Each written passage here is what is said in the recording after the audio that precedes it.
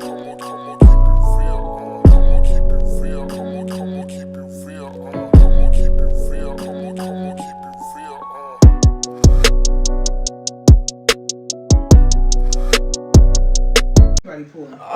God. Episode 166, right? 67. No, you was right. 166. Sorry, I didn't give you the reassurance needed right away. My bad. Of the podcast. Ooh. What? I just got a little text. Oh. I turned 32 and started giggling. What, Jazzy? Get stronger. Get stronger once it's open. No, it's the cork. Oh, yeah, I see mine all up in there. I ain't gonna lie to you. I've drank a lot of cork in my day, and that doesn't sound right. But we're here now. Fix this mic. Okay, all right, y'all. What are you doing, baby? Top of the morning to you guys, even though it is late in the evening. Don't piss me off. Let's get into the bullshit. Let me pull up this motherfucking outline. Start this off as we usually do. Mic check 1, 2. Oh, don't forget to pack your white Brandon Blackwood bag. You said you did an alarm for it or put it on your calendar, but I'm just letting you know. You gonna do that right now? You gonna do that? While it's on my mind. You told me to remind you. Now I remember. Pack white Brandon bag. I mean, honestly, if that is the way to remind me, that is the way to remind me. Once it comes to you, it needs to come straight to me, so. Yep. Okay, so I'll put that in there. But yes, you guys, speaking of packing and things, we're going away. Finally. I'm really trying to think because we did NOLA.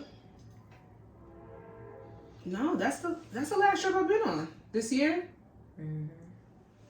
That's blasphemous. But I mean, niggas been working. Yeah. So I'll give us that. But damn, New Orleans was the last time? Mm-hmm. Okay. All right. Well, you'll see us in Grand Turks, you guys. Mm-hmm. Having some fun. Shout out to Brienne. We are celebrating her 30th birthday. One of our very most special guests and whatnot. And we're going to lose our minds. Mm-hmm. I can see it. I can foresee it now. So I would say look out for some content, but I really don't know how that works. Yes, you do. Content. Well, are we supposed to vacation vlog? Are we supposed to like have the camera out, have the GoPro, the waterproof case while we're under? No, I'm not doing all that. I'm just capturing moments I want to capture. Exactly. Shahani has share her. what I want to share. Shahani, she's gonna ask you to help her with her TikToks and things. So she's a talker, so we're gonna have some fun. Alrighty then. I just want my 15 pictures. That's it. I take 15 pictures, maybe four pictures for each outfit, and I keep it moving. That's all I need in my life. Post it on Twitter, whoever sees it. You know what I mean? So let's get into it. What are we starting with? Should I start with Song Mood of the Week, or should we jump into... Let's do Song Mood of the Week. And then I'll go into our Word of the Day. My Song Mood of the Week is Babyface's very new album. I can't remember the name, but yeah. I have it downloaded. I have not listened. That's my bad, because life and whatnot. I've really just been running back older stuff and just like listening to people's playlists. I've been seeing like a bunch of playlists for some reason. When I happen to actually scroll on Facebook, a bunch of people are listing playlists on Facebook and they're actually good. So I've been looking that up. I've been seeing some playlists on TikTok. So I've been doing that, but it's songs that I'm familiar with. So I haven't really been getting into any new music. However, I lied. This girl Shani sent me. I don't know where she found her from. I don't know who she is. I don't know where she's from. But her name is Jazz Carice, and the shit is called Safe Flight. Okay. It's good. It's good. It's like It's like take Ombre. Mariah the Scientist with Summer Walker, and then maybe a little bit of Tyler with some Afro beats, and it's good. It's all those people encompassed, but it's still uniquely her own sound. Okay, and check her out. I'm gonna send it to you. This shit is really, really good. So her I don't know if it's an album. I don't know if it's an album. It gotta be an album. It's 13 songs. Then again, everybody plays the mixtape EP game right now, so it could be one of those. But she said the song that she had is Tequila. Okay. That song was on there and it was really good. She got stuff on here with Chone Smith, Jules, June Freedom, Malia. Like names that you wouldn't know unless you're like into like real deep R&B. But it's really, really good. So sharing this with you right now. It's really nice. I like it. You that sensual, not sad girl music, but that that those feels. Okay. So maybe that's my Safe Flight. That's my song mode. Here we go. There we go. So let's get into our word of the day. Word of the day. Here we go. What we talking about? What y'all need to be talking about is pontificate. I know that's not how it's worded. Hold on, let me turn it up. I'm being responsible and having my phone on silent, but that makes everything else low. Come on. Okay, I'm gonna play it over. Pontificate. How did I fuck that up? Pontificate. Expressing one's opinion in a way considered annoyingly pompous or dogmatic. So, I'm gonna use it in a sentence. When I'm talking to certain people at my job, they can pontificate a conversation and make it all about them when they really should have put that shit in a fucking email, because ain't nobody need to call a motherfucking hour meeting about some shit that could have been typed. Okay. Thank you. That was a run on, but I'm with it. Poetry. No, was not a common insight. I'm gonna let y'all know that. Thank you. Okay. Thank you. I'll be here all week. I won't, but still. So take that into the workplace and ask yourselves all the time, could this be an email? Because I don't really think people understand that shit. It could be. Could this be an email? Like literally an hour-long conference or fucking virtual meeting. Could this be an email? Could this be a correspondence of us going back and forth, just CC who the fuck needs to be CC'd? Yeah. Work got me fucked up this week. A little bored. A little annoyed, but I'm about to leave the ass for a week and it's gonna feel so good. Amen. Oh. Are you off tomorrow? No, I'm off starting from Wednesday. Oh, okay. And I don't go back to the 8th. Fuck y'all. Shit, I ain't doing no vacation. So we are where we are. That's right. Let's jump in. Okay. I forgot to mention this, even though this was a part of our song moon, but we'll go back. Let's talk Super Bowl halftime announcement. I saw it, and I don't think it needs to be. I'm so sorry. I don't think it needs to be as negative as everyone's trying to make it. I've seen it gone from. It's just aggravating. It's just I don't see why. No, I'm talking about like. It's just like I don't know. It's just a lot of things. Like I feel like younger me would have been all. You know what I'm saying? Like all up into it and do it with a lot of things. Like besides one major thing, you know, that has happened. Young me, old me, I'm never gonna fuck with that. But certain things, younger me, I would have been all into it. You know what I'm saying? Going with it. But certain like now, like me now and stuff, it's like it's. I just don't understand. Like it's just. I'm sorry. Like this things. It's just like, what's the big? You know what I'm saying? What's the big deal? So what? So whatever. And then also with that. A lot of hate comes from. So it's like, when did a lot of y'all started hating, you know, like Wayne? Like, I'm just saying, like, where did all of that come from? Like, now he's not some of y'all greatest rapper of the all time. Now he's whack. It's just a lot of things. You know what I'm saying? I just was like, what is it? What does Shamoy call it? Fuck, I have to ask her. She calls it something with social media is, I have to ask her, but I'm like, yo. Everybody's in a state of chaos. And it's just a lot of rage baiting out. There's a lot of follow the leadership. And I don't even know if it's on the basis of it being misinformation being put out there. I'm sure a lot of it is not true, but a lot of it could just be news outlets stirring the pot to see what the fuck sticks and what's going to give the most clicks.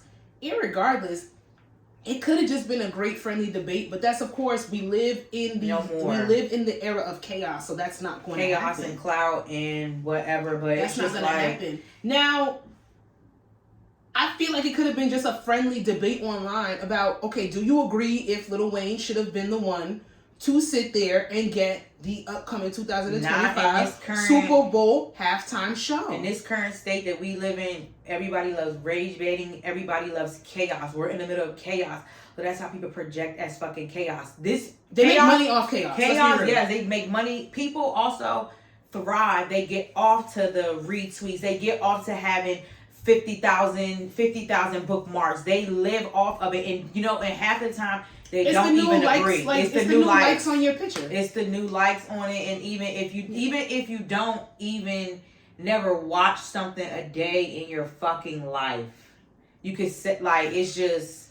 I feel like we both matured a lot when it came to social media and. I don't give a fuck.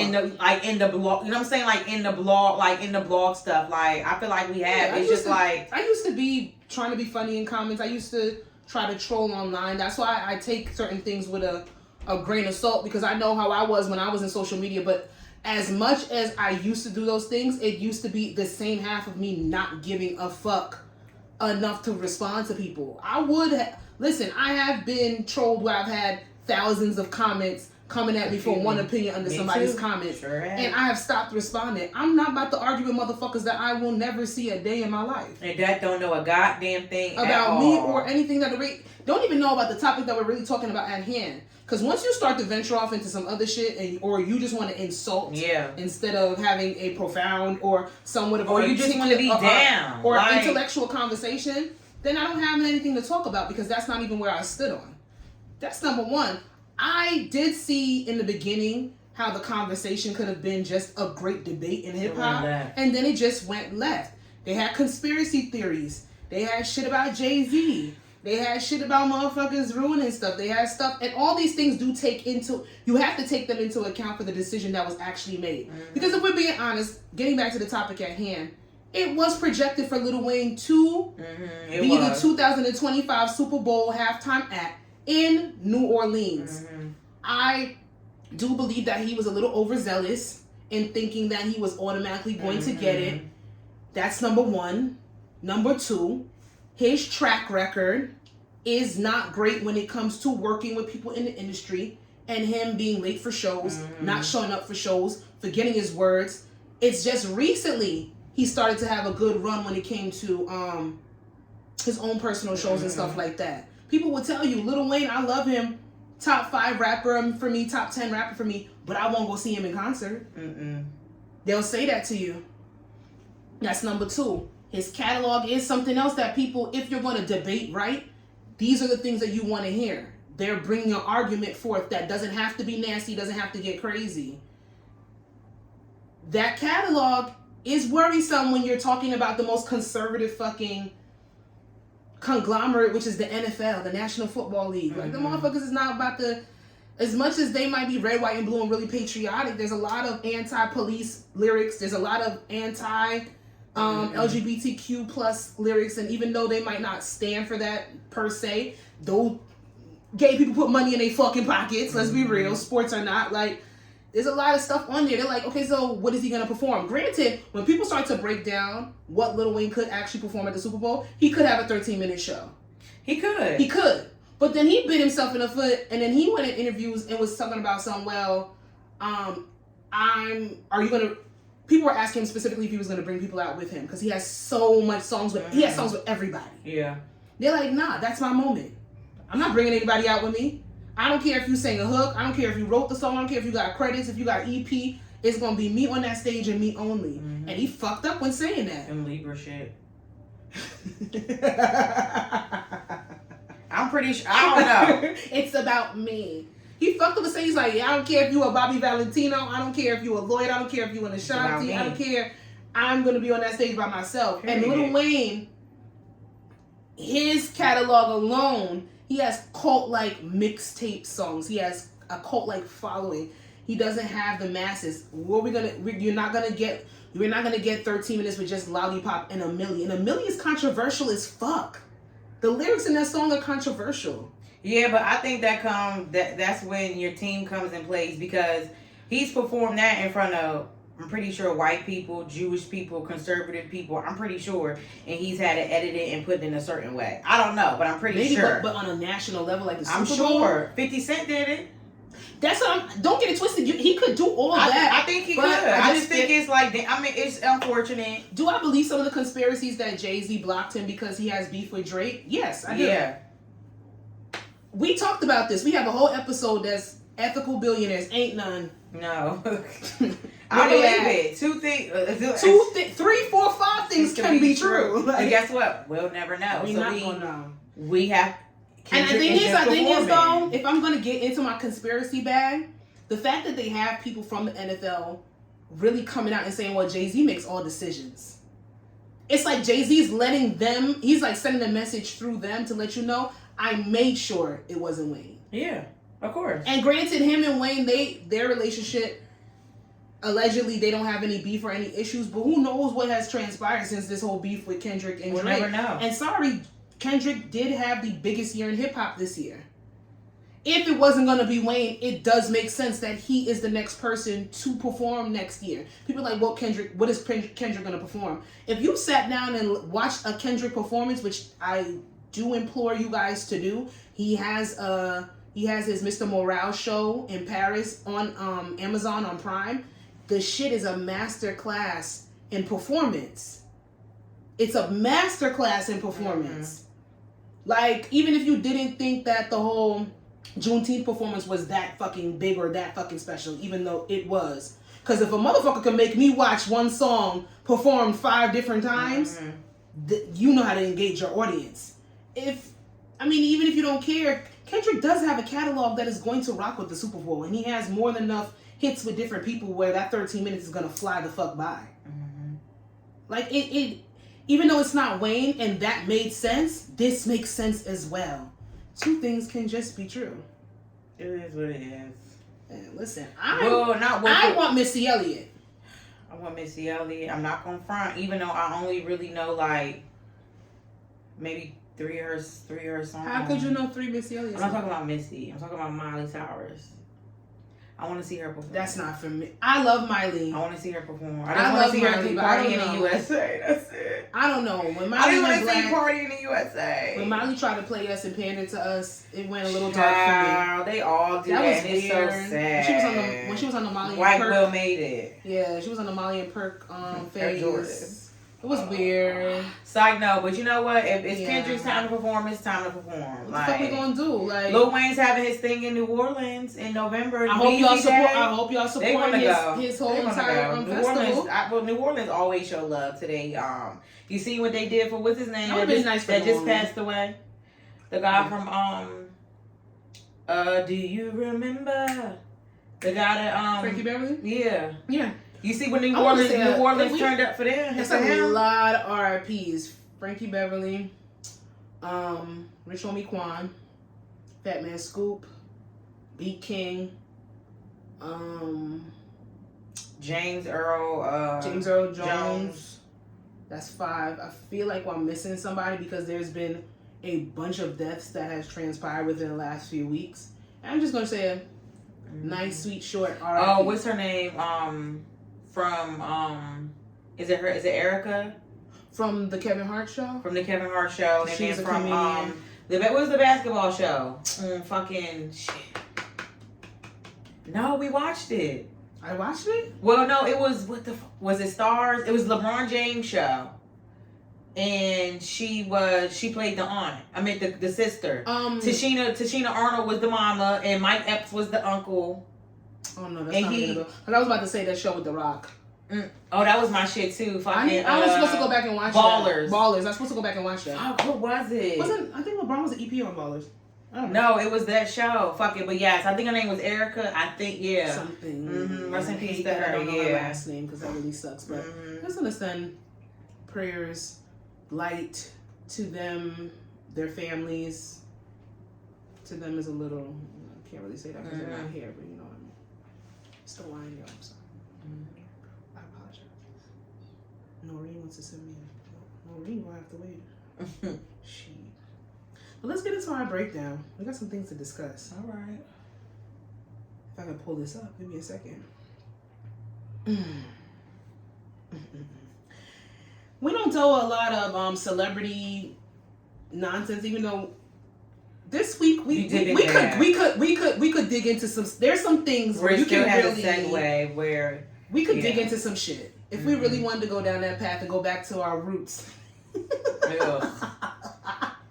And we wanted to go into our roots of ripping celebrities and influencers and people on the internet to shreds. We really could, but needless to say, we are going to talk about the shits and gigs situation. I just because it leads to a broader conversation, I believe. Yeah, very broader. I don't feel like it's been everywhere. There's been thousands of think pieces, thousands of podcasts have literally broken down what has transpired on the internet. I don't think we need to do that for you guys. I think our audience is pretty fucking aware of what's going on. So I just wanted to really get into specifically. Hold on. I want to see what I have up here. Because I put a link, so this link must be... No, that's not it. I want to specifically talk about...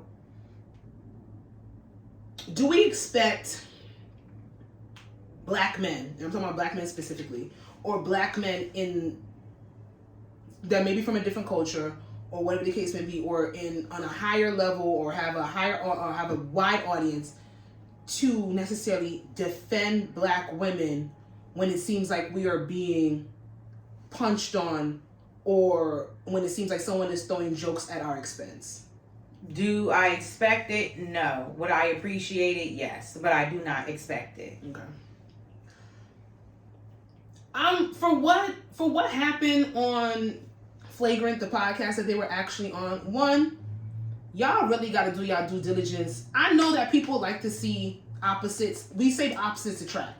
And people like to see when two different podcasts that might talk about different things and might be on two sides of the spectrum come together and collab. But I'm going to be very honest. Everybody don't need to be on everybody's show. No, you don't. You just don't. It's just something you just really, really don't. Some content, some audiences are not going to be for you. I know sometimes you want that crossover. Sometimes a lot of the times it does work, but there's a lot of the time it doesn't.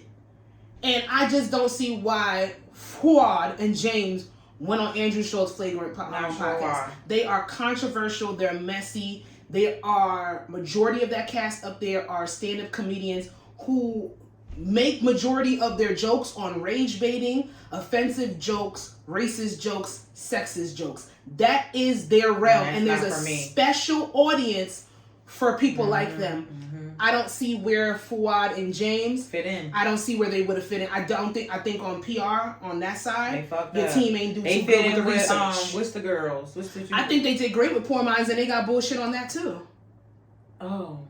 Did you hear about that? About the girl Atlanta? They said that. Okay, so if y'all don't know, look up what happened. They on said bullshit or they got bullshit. I saw the clip, but I didn't really like. They got flat. So okay. I saw the Poor Minds. No, I saw the Flagrant clips in that controversy first, and then they said, and then on top of that, they went on Poor Minds and they shit on black women. James was asked a question, and he pretty much answered and said, "Well, I've been in Atlanta for a couple of days, and I haven't seen any baddies out here." Mm-hmm. And people took it as him shitting on black women. Couple that with the Andrew Schultz clip with Andrew Schultz sitting there talking about that whole trend with the white men after the black wife glow up is them sitting there growing a beard to hide their bruises because black women, white men gotta buck up and get, they gotta blackify themselves so they can keep up with the attitude of a black woman, blah, blah, blah. I'm not giving excuses to Andrew Schultz. Mm-hmm. I listen to him on Brilliant Idiots. I don't listen to Flagrant a lot. And even when I have tried to listen to it, I had to turn it off because it goes way beyond the offensiveness that he does on Brilliant Idiots. Brilliant Idiots is more tame than Flagrant. That's not my cup of tea. I don't need to be offended to laugh. Mm-hmm. Granted, I do like dark humor. I can get down with some offensive jokes. Racist jokes be funny, but it has to be tasteful. Yeah. It just wasn't tasteful. It wasn't at all. Granted, I'm sorry.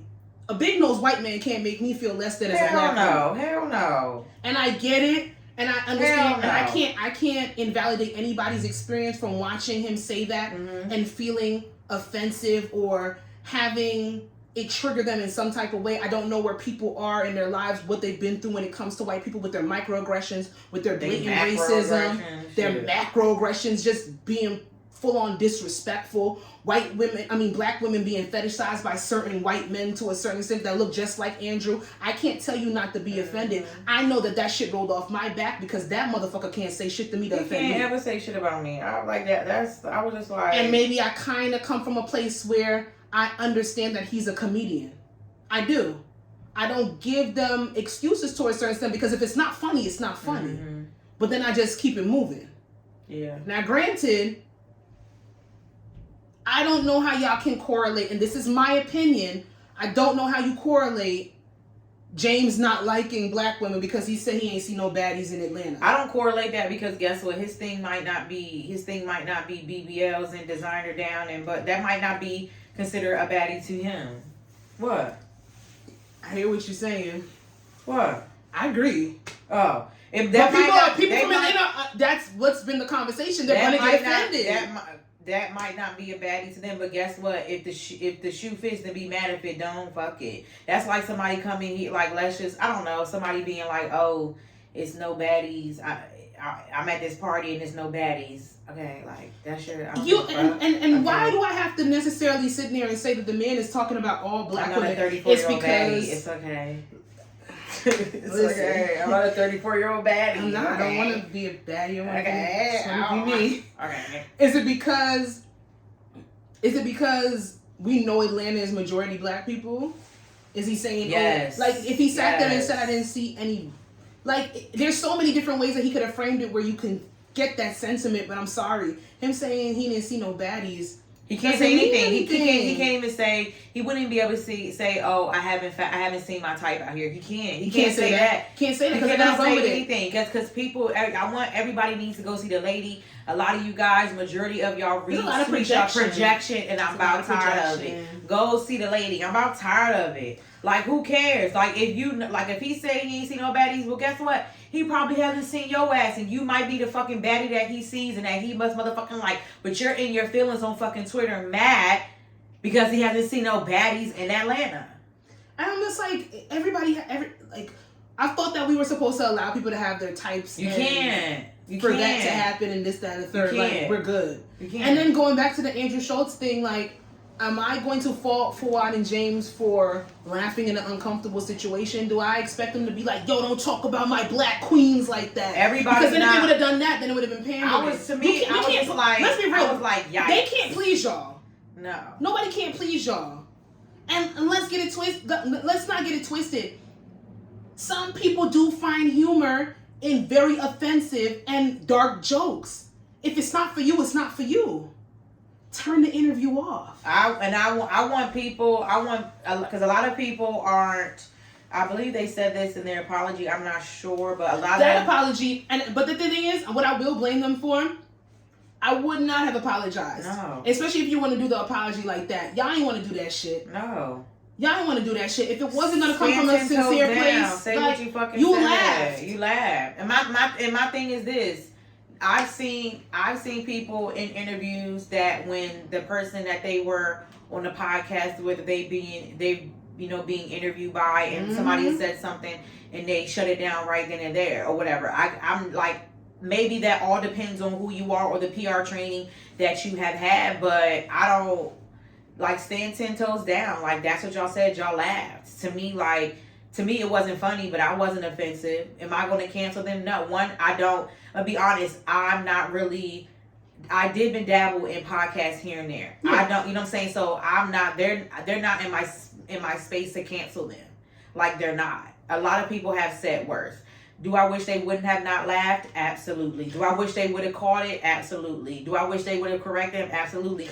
But how would they have done that though? And in that moment, they could have been like, "Hey, yo, like that's not like." But it's stuff like that is tricky though. Because that ruins. Tricky. I'm sorry, it will ruin the flow of the show. It will ruin the flow of the show. It would, and it'll just. But you have to. To me, you would We're have not to sitting down with these podcasts for no reason. You would have to be okay with the outcome. Like, you would really have to. It's some people where you have to be okay with the outcome. If you would shut it down, like, you would have to be okay. My fear is that they get so spooked by the cancellation, whatever, because I think it's the American cancellation. You think? I really don't. I think that woke culture loves the prospect of canceling people, and they don't believe in forgiveness or redemption, and that's good and fine. But there's such a small part of the sector of the internet that I really don't think they're going to cancel. But I think that now it's going to scare them to a certain extent where they're not going to give the content that they were given. And granted, they weren't doing some grandiose thing. They were having funny, witty banter about certain tweets and videos on the internet, but it became a phenom because they had a great rapport. You could tell they're actually fucking friends. They got along, and when it came down to it, they entertained the fuck out of people. I see their live show. The shit is amazing. Yeah. Like, when it comes down to it, I don't want them to be scared because they think they're going to be canceled because they made a mistake. But that's why I always say... And if you can't see it as such, then you don't have room for opinion because people make mistakes. Or mistakes or whatever. But that's why I would say... That's why, I'm a black woman, I'm not offended. Yeah. I'm just not. And I don't care what nobody said. Am I supposed to be? I do not have the space to be upset about things that do not directly affect me and mine. Mm-hmm. Like, for me to be... I can be disappointed in certain celebrities. I can be disappointed in certain things I see on the internet, certain takes from people, certain opinions. But for me to make it and have it come in and just take over my everyday being for me to be sad or upset about it. And I understand that is what you call a trigger.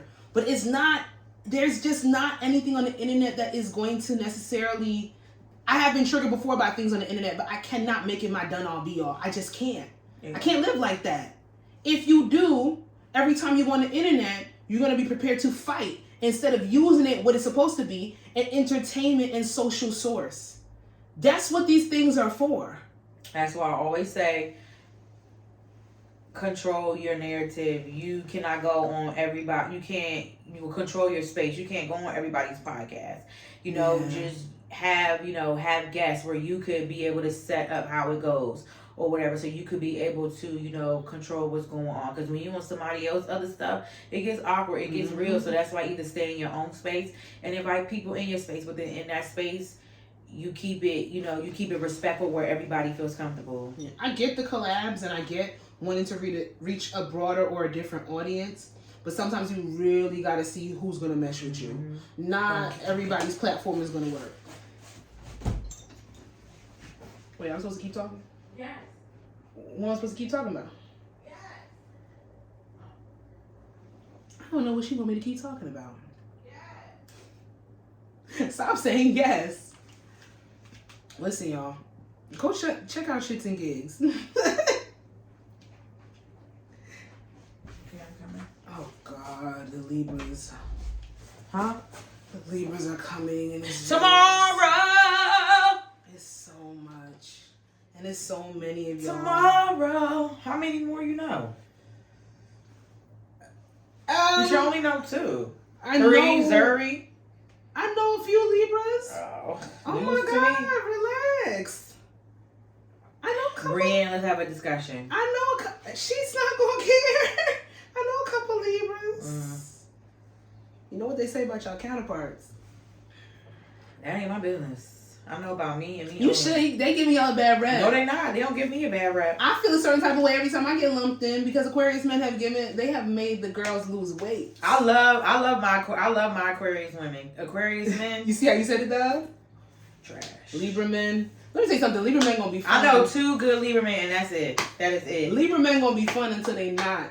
They will lie to you for no reason. Mm-hmm. It's actually insane the way they will lie to you. It doesn't even make sense. It's unnecessary as fuck. It's kind of sad. But just like I say, Taurus men too. They fun until they not. That's all I gotta say. But yeah, I love Libra season because that is my rising. So I feel everything like a Libra. So it's kind of like my birthday too. You say so, girl. I know. It's all about y'all. But let's get into it. I want to ask a question. Is gatekeeping necessary? Depends on, I don't know. It depends on what it is. Let's talk about it through cultures. I saw this video specifically. This is Notting Hill Carnival. There's no real sound. They got a white girl. She's in... I'm not about to sit here and call this carnival garb. Because nobody goes to carnival with their titties all the way out and they pussy on display. And she just got some feathers and some jewels on her face. And they're wilding the fuck out. But this video was going around and somebody says, nothing about this reflects the origins of carnival. Why is this white woman on a dog leash with cornrows and titty pasties? This is why gatekeeping culture is important. So I guess I'm asking the question, should there be a little bit more responsibility with people gatekeeping culture?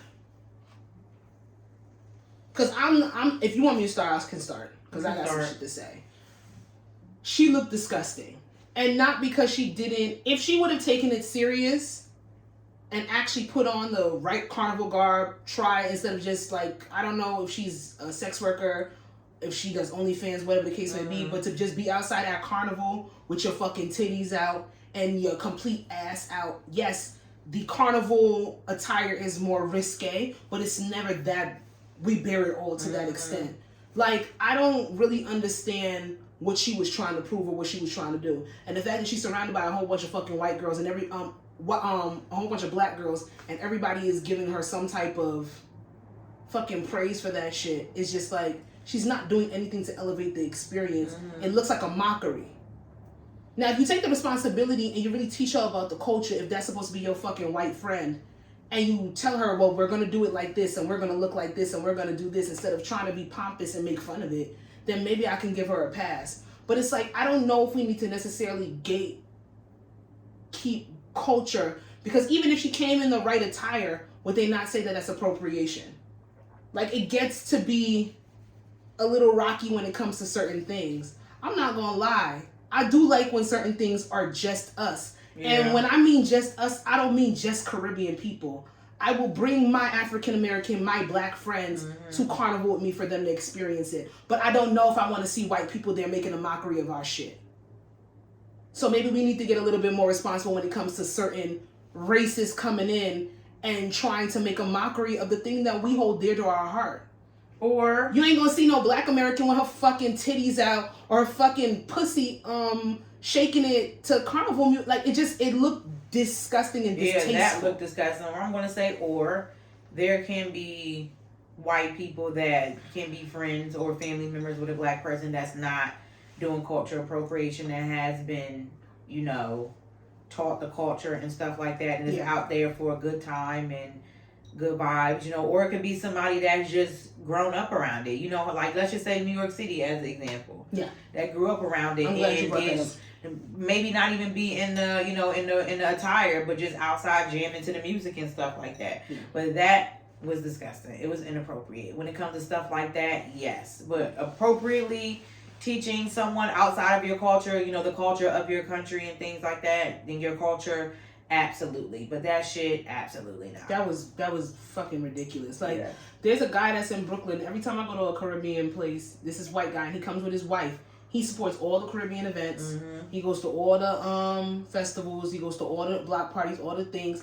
That doesn't look like appropriation. He doesn't look like he's making a mockery. He has a real, genuine connection to Caribbean music, reggae specifically, dancehall specifically. He knows the dances. He doesn't look crazy. He looks like he studied it. It doesn't look wild for him and his wife to be there. But if they were sitting there with the fucking a Rastafarian fucking vest and a Jamaican flag tied around his head, it's like, what are you doing, sir? Yeah. There's ways to pay homage without being disrespectful, and I feel like she was disrespectful. Because if that's what you think carnival attire represents, and when you do the mask and when you do the costumes, if you think that's what you're supposed to look like, you got it fucked up. You just went to show your fat ass and your titties. That ain't the place to do that, because you could do that shit on OnlyFans and make way more money. Their responsibility to her friends too. Yeah, why you running around with little dumbasses? Like, yeah. Needless to say, I don't think that it needs to be so closed off where we can't introduce people to certain parts of different cultures. But some gatekeeping needs to happen when you see interlopers that do not have your best interest at heart. Agreed. There you go. Let's get into our last topic. Ooh, I think I remember what this one is. It is, whenever I see a woman saying they want a man who is obsessed with her, I know she's never had a man who was actually obsessed with her. I want to break this down because, not for nothing, we sometimes hear about people and how in their relationships they need a certain level of territorial, like they need to be territorial. You need your person to be possessive. I need my person to be damn near jealous about me, or they need to be jealous about me. And I think when girls wish for that type of relationship, is because they really don't know how dangerous it can get when it's like that. I know we sort of invalidate abuse when it's not of the physical sense and when it's not of like the openly verbal sense, and we kind of push emotional and obsessive behavior to the side because, as long as he's not hitting you, you know, it's not that bad. It can be worse. But I don't. Oh my God. Don't make me get up. Please don't make me get up. I don't know. I personally have never been in a situation where, okay, I lied. I've been in instances where I've had people express obsessive behavior, but they only did it because in that moment they were desperate. So they weren't consistent. It wasn't an all in all thing. So I can't sit there and say that somebody has been obsessed with me or I've been stalked or to that extent. People just do shit when in the moment so that you can feel a certain type of way. Never been, have nobody obsessed. Never okay, I would say more so in a relationship where they were just insecure. So they were in my business. They were in my business. They were in my business. You know what I'm saying? Like, I've never, where I had to be like, oh my God, like, he's obsessed, he's crazy, he's scaring me. No, just like in my business, like, no. Yeah. But I don't want my, because obsessed like that's, if people need to start saying like your significant other that, you know, that pays attention, you know, to you, that, you know what I'm saying, listening to you, you know what I'm saying, like, it's stuff like that. That's, you know what I'm saying, like, not obsessed, because that gets crazy. Obsessed, it gets scary. It gets scary, and those people don't go away, and it takes a while for them to go away. It takes force. It takes force. Or it takes something very traumatic to happen. When I also think of obsessed, I also think of Kanye and Kim, and that's scary to me. That he was obsessed with her, where he would broke her down and he got her broke her down and made her his Barbie doll, his mannequin, his plaything. He could no, I don't want that obsessed. No. And then everybody puts it off as like, oh my God, he's wanted her for so long. No. He wanted her when she was in different relationships. He waited for her, this, that, and the third. It's a level of stalking to it to a certain extent, but we don't look at it like that because they ended up together and they ended up married with kids. But then look how that turned out. Like, needless to say, she did know what the fuck she was getting into, and there's not a lot of sympathy for Kim Kardashian because of who her family is, what they've accomplished, and what they've acquired. But the level of stalking that Kanye West put down when it came to her, the level of obsession that he displayed openly, and everybody just thought it was cute, that's a problem. Dressing her, doing this and that. You can't wear this, and then telling her that she can't be sexy or she can't wear these type of clothes once you get her with you, trying to change her around, trying to dictate where she goes, who she's with. It gets very strange very quickly. So when it comes down to it, it's like, I wholeheartedly agree with the person that tweeted that. It's like, you don't know what you're asking for, and then be careful what you do say you want. Because that person will be outside when you go outside. You look to your right when you out. They're gonna be to your right. Now they fucking with you when you at work, or you can't have conversations with people, or you get isolated from your family, and because it's not on a physical sense, you think he's just jealous and it's just cute. No, that person has a problem. That person has a problem. So I think people need to be a little bit more responsible with the words that they use or the phrases that they think are cool. Now, in relationships, not saying that you want somebody obsessed, but do you need a little bit of possessiveness or jealousy in your relationship No. To make you feel a little... I hate it. Mind your business. Leave me alone. I don't like that. I don't like it. I don't like it. It bothers me. So if your guy didn't know that, like, say your guy seen you talking to somebody and he just didn't care whatsoever, you wouldn't... It wouldn't question it or it wouldn't bother you. No, because leave me alone. What do you mean leave you alone? Like, I don't like to be bothered with stuff like that. Mm-hmm. Like, I just don't. Like, because it's like, enough. I don't have time for just certain things. Like, I just don't. Like, I'm gonna be very candid. I do not need anybody jealous about me in any way, shape, or form. Because I am not going to be jealous about you in any way, shape, or form. And I say this to say that comes with a level of reassurance in the relationship. I'm not sitting here and saying that I've never felt jealousy within a relationship. It has happened, but I still can't bring myself to be like, who's that bitch? Who you talking to? Where the fuck you going? Yeah. Why you not hitting me up? Why you not calling me when you out? I've just never been that person to be that jealous. I need people to have, as much as I crave my own independence, I need my partner to want that as well. And then I need for us to choose to want to be around each other more than what we are, or choose to want to be in each other's presence more than what we are. Like, I don't need it to be forced. Amen. Have I played around with the possessive shit or made little jokes? It can be cute at times. Yeah. It can add a little razzle-dazzle, a little cherry on top, but I'm never serious in that, and I make sure that my partner knows I'm not serious with that. Like, I really don't care that you're dancing with that girl. I really don't care that you sitting here and you have women friends, things of that nature. Like, I could make a little joke about it, and I hope we can have that banter, but it's not nothing where I'm really serious about being jealous about this situation. Like, it's just not. But, no, I don't need nobody obsessed with me. Nope. That doesn't turn me on. I don't like that. Like, I don't like the obsessed thing. I don't like the jealousy thing. Like, I don't like it. I just don't. Like, I can't move on my own accord. You make things awkward. I'm out. I can't enjoy myself. Regardless of the fact, I'm not dealing with nobody like that. Point blank, period. Like, you're never even going to hear from me again if you start to act in that way. But for the people that get into these relationships and they see that happening, I kind of wonder, like, how you get this far? It's strange. It's not for me. Not for me, dog. Not for me at all. It's a no for me, dog. Yeah. Do you know the difference between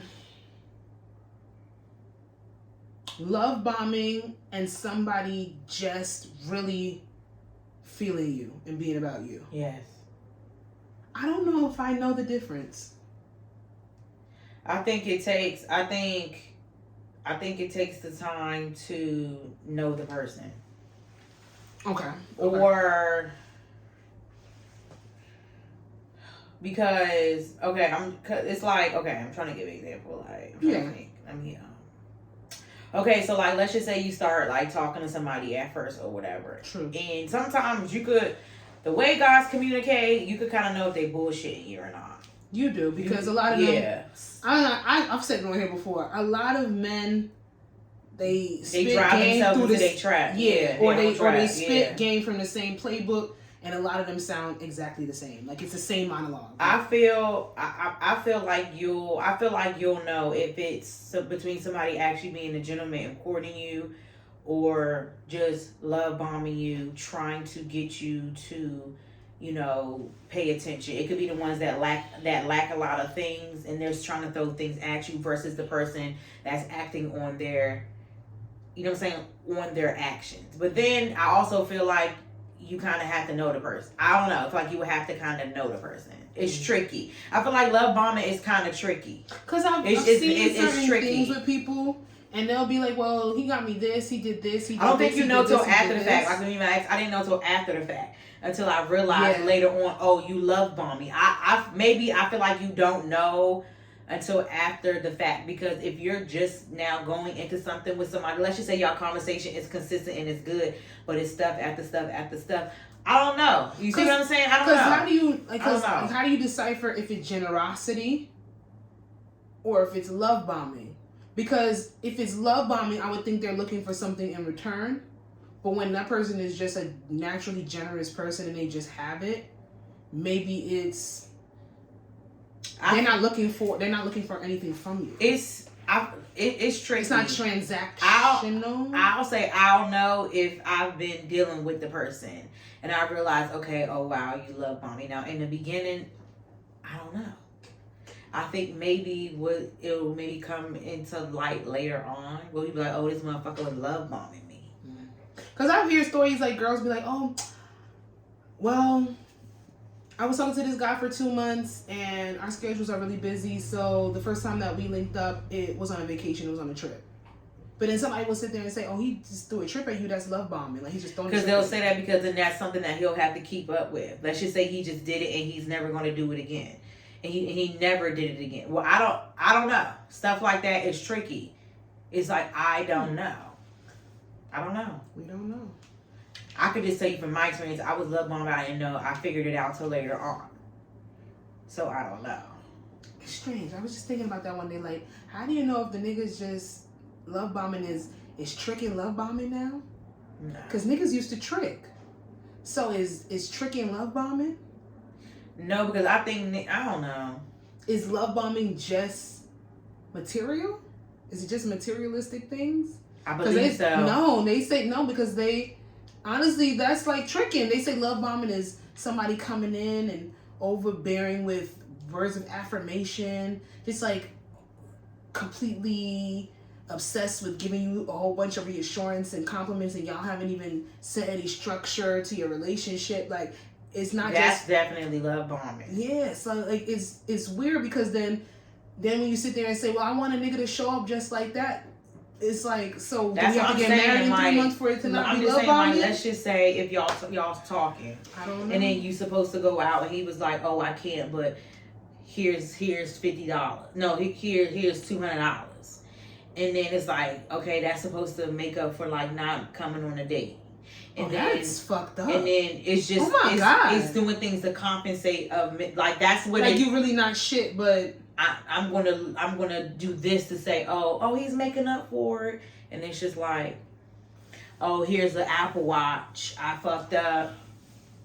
That's love bombing. That could be a part of like love bombing and stuff like that. Or them just throwing things at you thinking, oh yeah, I'm gonna spend all this money, I got it, love bomb. 6 months down the line, they're nowhere to be found. No, not even that. It's the shit that they were throwing at you in the beginning. It stopped because he was just love bombing, trying to get you to like reel you in. And you really got you in. You're not trying to. And the things have stopped. The everyday dinner dates have stopped. The $600 every 2 weeks stopped because he got you where he wanted you. Love bomb.